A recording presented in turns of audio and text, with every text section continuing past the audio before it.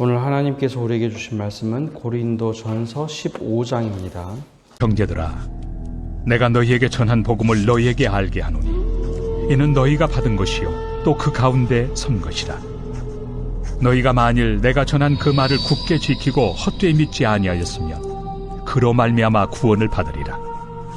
내가 받은 것을 먼저 너희에게 전하였노니 이는 성경대로 그리스도께서 우리 죄를 위하여 죽으시고 장사 지낸 바 되셨다가 성경대로 사흘 만에 다시 살아나사 게바에게 보이시고 후에 12 제자에게와 그 후에 500여 형제에게 일시에 보이셨나니 그 중에 지금까지 대다수는 살아있고 어떤 사람은 잠들었으며 그 후에 야고보에게 보이셨으며 그 후에 모든 사도에게와 맨 나중에 만삭되지 못하여 난 자 같은 내게도 보이셨느니라.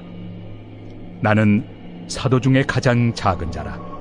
나는 하나님의 교회를 박해하였으므로 사도라 칭함받기를 감당하지 못할 자니라. 그러나 내가 나 된 것은 하나님의 은혜로 된 것이니 내게 주신 그의 은혜가 헛되지 아니하여 내가 모든 사도보다 더 많이 수고하였으나 내가 한 것이 아니요 오직 나와 함께 하신 하나님의 은혜로라. 그러므로 나나 그들이나 이같이 전파함에 너희도 이같이 믿었느니라. 그리스도께서 죽은 자 가운데서 다시 살아나셨다 전파되었거늘 너희 중에서 어떤 사람들은 어찌하여 죽은 자 가운데서 부활이 없다 하느냐. 만일 죽은 자의 부활이 없으면 그리스도도 다시 살아나지 못하셨으리라. 그리스도께서 만일 다시 살아나지 못하셨으면 우리가 전파하는 것도 헛것이요 또 너희 믿음도 헛것이며 또 우리가 하나님의 거짓 증인으로 발견되리니 우리가 하나님이 그리스도를 다시 살리셨다고 증언하였습니다. 만일 죽은 자가 다시 살아나는 일이 없으면 하나님이 그리스도를 다시 살리지 아니하셨으리라. 만일 죽은 자가 다시 살아나는 일이 없으면 그리스도도 다시 살아나신 일이 없었을 터이요 그리스도께서 다시 살아나신 일이 없으면 너희의 믿음도 헛되고 너희가 여전히 죄 가운데 있을 것이요 또한 그리스도 안에서 잠자는 자도 망하였으리니 만일 그리스도 안에서 우리가 바라는 것이 다만 이 세상의 삶뿐이면 모든 사람 가운데 우리가 더욱 불쌍한 자이리라. 그러나 이제 그리스도께서 죽은 자 가운데서 다시 살아나사 잠자는 자들의 첫 열매가 되셨도다. 사망이 한 사람으로 말미암았으니 죽은 자의 부활도 한 사람으로 말미암는도다. 아담 안에서 모든 사람이 죽은 것 같이 그리스도 안에서 모든 사람이 삶을 얻으리라. 그러나 각각 자기 차례대로 되리니 먼저는 첫 열매인 그리스도요 다음에는 그가 강림하실 때 그리스도에게 속한 자요 그 후에는 마지막이니 그가 모든 통치와 모든 권세와 능력을 멸하시고 나라를 아버지 하나님께 바칠 때라. 그가 모든 원수를 그 발 아래 둘 때까지 반드시 왕 노릇하시리니 맨 나중에 멸망받을 원수는 사망이니라. 만물을 그의 발 아래 두셨다 하셨으니 만물을 아래 둔다 말씀하실 때 만물을 그의 아래 두신 이가 그 중에 들지 아니한 것이 분명하도다. 만물을 그에게 복종하게 하실 때에는 아들 자신도 그때 만물을 자기에게 복종하게 하신 이에게 복종하게 되리니 이는 하나님이 만유의 주로서 만유 안에 계시려 하심이라. 만일 죽은 자들이 도무지 다시 살아나지 못하면 죽은 자들을 위하여 세례를 받는 자들이 무엇을 하겠느냐? 어찌하여 그들을 위하여 세례를 받느냐? 또 어찌하여 우리가 언제나 위험을 무릅쓰리요? 형제들아, 내가 그리스도 예수 우리 주 안에서 가진 바 너희에 대한 나의 자랑을 두고 단언하노니 나는 날마다 죽노라. 내가 사람의 방법으로 에베소에서 맹수와 더불어 싸웠다면 내게 무슨 유익이 있으리요? 죽은 자가 다시 살아나지 못한다면 내일 죽을 터이니 먹고 마시자 하리라. 속지 말라. 악한 동무들은 선한 행실을 더럽히나니 깨어 의를 행하고 죄를 짓지 말라. 하나님을 알지 못하는 자가 있기로 내가 너희를 부끄럽게 하기 위하여 말하노라. 누가 묻기를 죽은 자들이 어떻게 다시 살아나며 어떠한 몸으로 오느냐 하리니 어리석은 자여, 내가 뿌리는 씨가 죽지 않으면 살아나지 못하겠고 또 내가 뿌리는 것은 장래 형체를 뿌리는 것이 아니요 다만 밀이나 다른 것의 알맹이 뿐이로되 하나님이 그 뜻대로 그에게 형체를 주시되 각 종자에게 그 형체를 주시느니라. 육체는 다 같은 육체가 아니니 하나는 사람의 육체요, 하나는 짐승의 육체요, 하나는 새의 육체요, 하나는 물고기의 육체라. 하늘에 속한 형체도 있고 땅에 속한 형체도 있으나 하늘에 속한 것의 영광이 따로 있고 땅에 속한 것의 영광이 따로 있으니 해의 영광이 다르고 달의 영광이 다르며 별의 영광도 다른데 별과 별의 영광이 다르도다. 죽은 자의 부활도 그와 같으니 썩을 것으로 심고 썩지 아니할 것으로 다시 살아나며 욕된 것으로 심고 영광스러운 것으로 다시 살아나며 약한 것으로 심고 강한 것으로 다시 살아나며 육의 몸으로 심고 신령한 몸으로 다시 살아나나니 육의 몸이 있은즉 또 영의 몸도 있느니라. 기록된 바 첫사람 아담은 생명이 되었다 함과 같이 마지막 아담은 살려주는 영이 되었나니 그러나 먼저는 신령한 사람이 아니요 육의 사람이요 그 다음에 신령한 사람이니라. 첫사람은 땅에서 났으니 흙에 속한 자이거니와 둘째 사람은 하늘에서 나셨느니라. 무릇 흙에 속한 자들은 저 흙에 속한 자와 같고 무릇 하늘에 속한 자들은 저 하늘에 속한 이와 같으니 우리가 흙에 속한 자의 형상을 입은 것 같이 또한 하늘에 속한 이의 형상을 입으리라. 형제들아, 내가 이것을 말하노니 혈과 육은 하나님 나라를 이어받을 수 없고 또한 썩는 것은 썩지 아니하는 것을 유업으로 받지 못하느니라. 보라, 내가 너희에게 비밀을 말하노니 우리가 다 잠잘 것이 아니요 마지막 나팔에 순식간에 홀연히 다 변화되니 나팔 소리가 나매 죽은 자들이 썩지 아니할 것으로 다시 살아나고 우리도 변화되리라.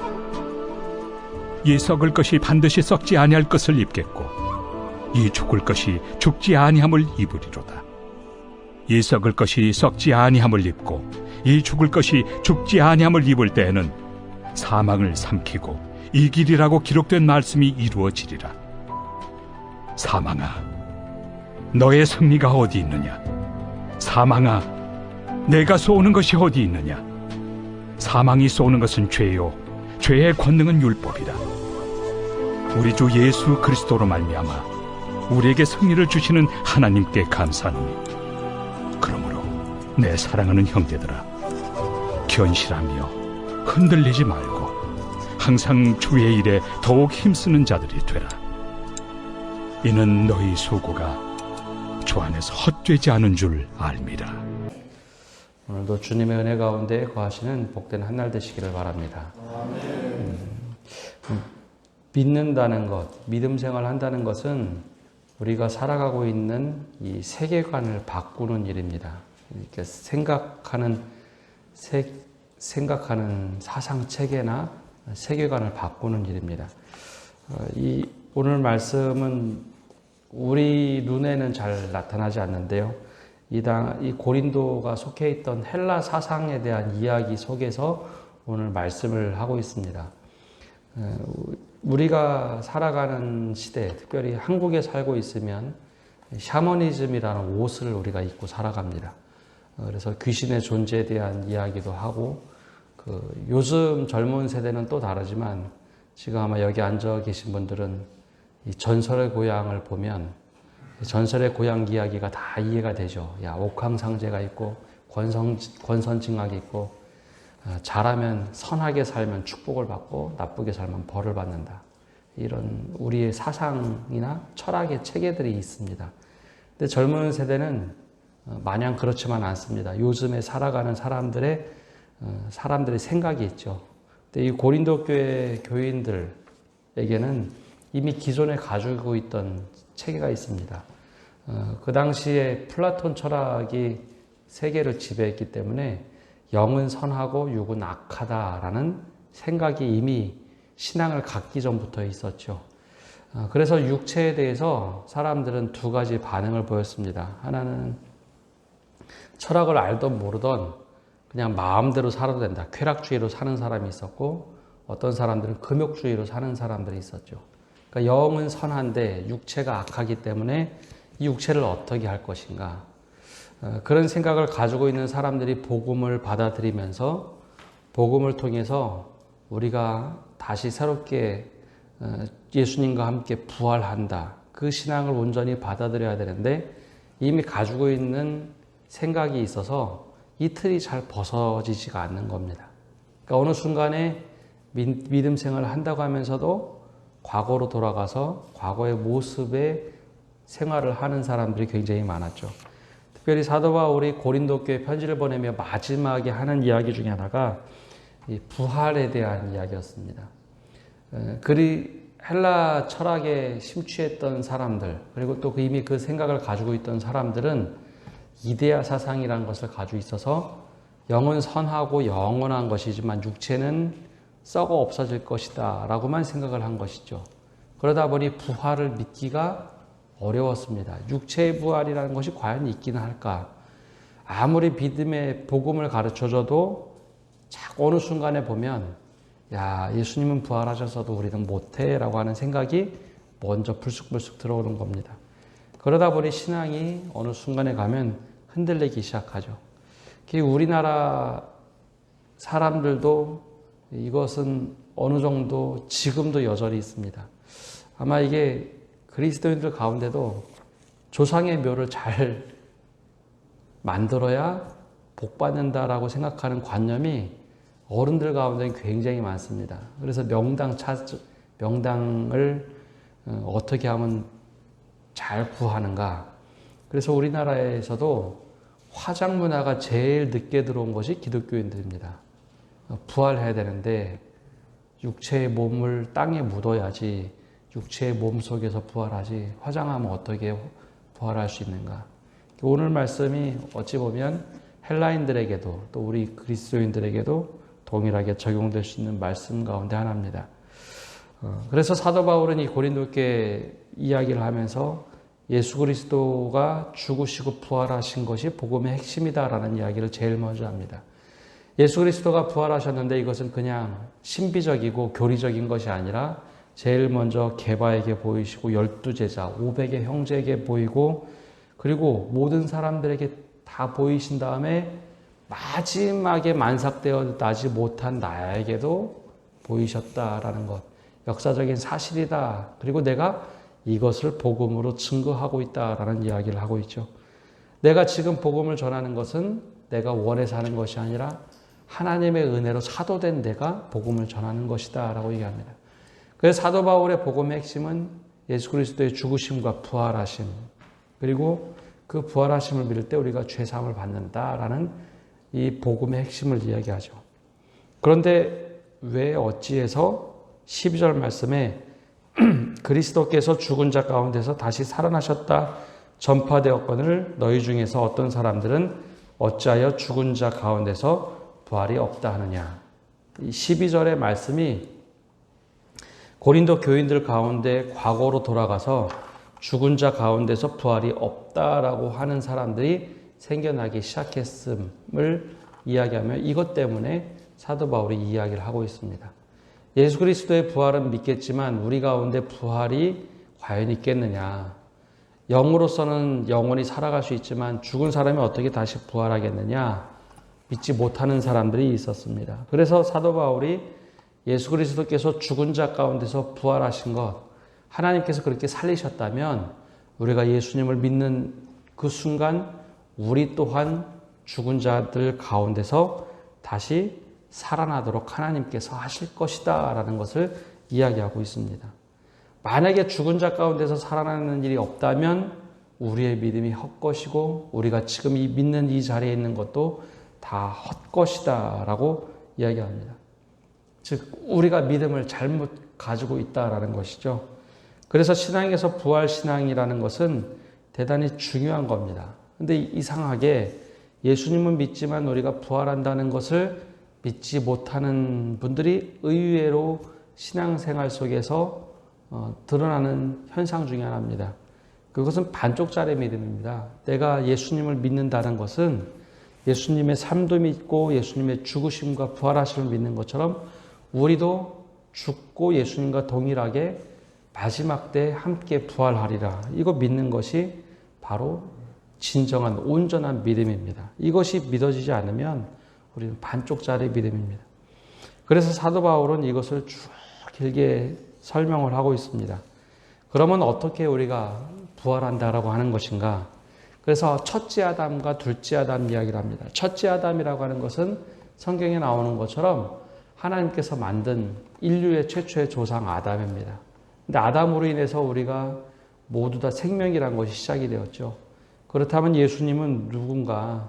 예수님은 부활의 첫 열매가 되는 둘째 아담이다라는 겁니다. 첫째 아담을 통해서 우리가 태어나고 했다면 둘째 아담인 예수 그리스도를 통해서 부활의 첫 열매가 됐으니 우리도 동일하게 예수 그리스도를 믿는 순간 우리도 동일하게 예수님과 함께 부활의 열매의 꼴을 먹는다라는 것이죠.